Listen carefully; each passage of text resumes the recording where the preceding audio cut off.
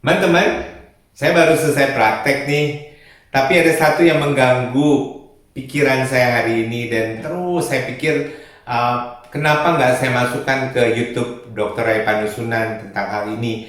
Yaitu hari ini banyak sekali yang bertanya kepada saya, Dok, apa sih sebetulnya penyakit autoimun? Nah, akhirnya saya berpikir kenapa nggak gue masukin aja ke YouTube gue, nanti tinggal bilang, lu lihat deh YouTube gue. Nih, sekarang gue mau ceritain lu sebetulnya penyakit autoimun itu apa. Benar sekali, hari ini banyak pertanyaan tentang penyakit autoimun. Apa sih itu autoimun? Dan ini memang perlu dimengerti dengan baik, baik oleh keluarga ataupun juga oleh pasien ini sendiri. Autoimun itu kalau kita terjemahkan artinya auto dan imun. Auto itu artinya sendiri, imun itu artinya kekebalan. Loh, kok bisa kekebalan jadi penyakit? Kok bisa di dalam tubuh kita menghasilkan penyakit lagi juga? Nah, akan saya paparkan sedikit pengertiannya dengan menggambarkan contoh sebagai berikut. Di dalam satu keluarga yang tinggal dalam kompleks, kebetulan si ibunya baru pulang dari Singapura. Dia belilah sendal yang bagus sekali, warnanya merah jambu, ada batu-batuan, ada juga kaca-kaca yang bling-bling seperti itu. Dan kalau kelihatan dari jauh, bagus sekali. Tapi harganya murah, karena memang kualitasnya bukan kualitas utama. Nah, kalau kita memang harganya itu barangkali sekitar Rp100.000. Ya, nah nyonya rumah yang ada kita ceritakan ini sering meninggalkan sendalnya itu yang bling-bling, yang seperti suatu barang yang cantik, betul-betul luar biasa, tetapi karena harganya memang tidak terlalu mahal, ditaruhlah di luar rumahnya. Nah, kebetulan dilihat oleh pembantu rumah tangga di sebelahnya, dan pembantu itu ingin sekali memiliki sendal blink-blink itu. Warnanya merah jambu, aduh dia merasa cantik sekali kalau dia memakai sendal itu, sehingga dia mempunyai niat untuk mencuri sendal tersebut. Dan memang mudah sekali mencurinya karena ditaruh di luar oleh si nyonya rumah. Karena memang harganya tidak mahal, jadi ngapain saya harus simpan di dalam kantung persis sepatu mahal-mahal yang lain. Nah, ini kemudian membangkitkan keinginan daripada pembantu rumah tangga di sebelah untuk mencurinya.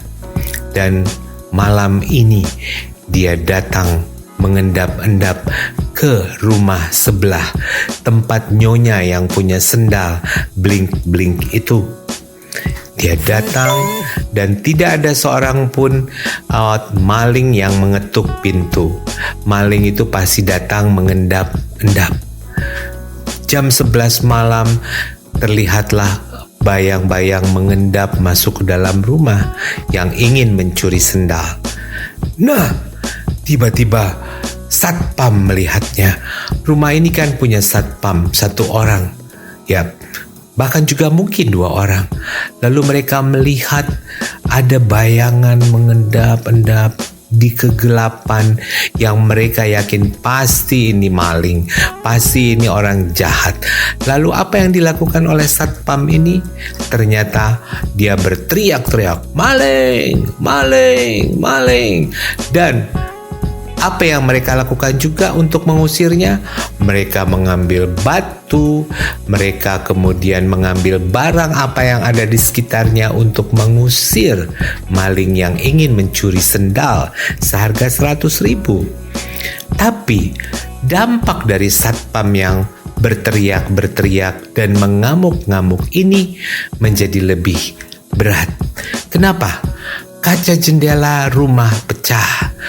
Kemudian gelas kristal yang begitu mahal harganya yang dibeli waktu mereka pergi ke Praha ternyata juga pecah. Ada lagi barang yang pecah, televisi, karena terkena lemparan batu, dan kemudian derayan dari kaca-kaca itu akhirnya juga membuat gangguan-gangguan yang terdapat di dalam rumah yang memerlukan waktu untuk membersihkannya. Nah, inilah yang disebut dengan reaksi autoimun atau penyakit autoimun, di mana untuk suatu hal yang kecil sebetulnya terjadi suatu reaksi yang berlebihan. Boleh saja si nyonya itu memberikan sendalnya. Kamu mau, Inah, sendal ini ambil deh. Saya kebetulan beli 3 karena harganya cuma 100.000 rupiah. Tapi ini tidak terjadi. Komunikasi meminta sendal tidak mungkin terjadi. Karena nggak mungkin si pembantu rumah tangga itu minta sendal. Dan ini memang bukan yang umum. Nah, itulah teman-teman sekalian yang dimaksud dengan penyakit autoimun. Jadi beberapa pengobatan dilakukan untuk mengikat satpamnya atau menutup suaranya, menutup mulutnya supaya jangan teriak-teriak, tangannya diikat supaya jangan melempar-lempar karena dia akan segera bereaksi, dan mereka memang diajarkan untuk melakukan reaksi terhadap adanya gangguan-gangguan dari luar. Dan tidak tahu gangguannya akan jadi gangguan yang besar atau gangguan yang kecil atau merupakan penyakit yang berat atau penyakit yang tidak berat, tetapi dampaknya yang terjadi malah menimbulkan kerusakan yang kadang-kadang sulit untuk dibersihkan atau untuk diobati. Dan inilah cerita tentang penyakit autoimun. Dan reaksi yang terjadi di dalam badan berlapis-lapis. Tapi boleh kita katakan bahwa semua sebetulnya tujuannya adalah melindungi tubuh kita dari masuknya barang-barang ataupun zat-zat ataupun sesuatu yang dianggap merusak tubuh atau mengganggu tubuh. Demikianlah cerita saya untuk penyakit autoimun ini. Mudah-mudahan teman-teman bisa menerimanya dengan baik dan mengerti bagaimana terjadinya suatu penyakit autoimun, dan kapan-kapan kita akan bercerita tentang penyakit autoimun ini secara lebih detail. Tapi yang ingin kita katakan bahwa penyakit autoimun adalah penyakit yang memang berasal karena pertahanan tubuh kita sendiri.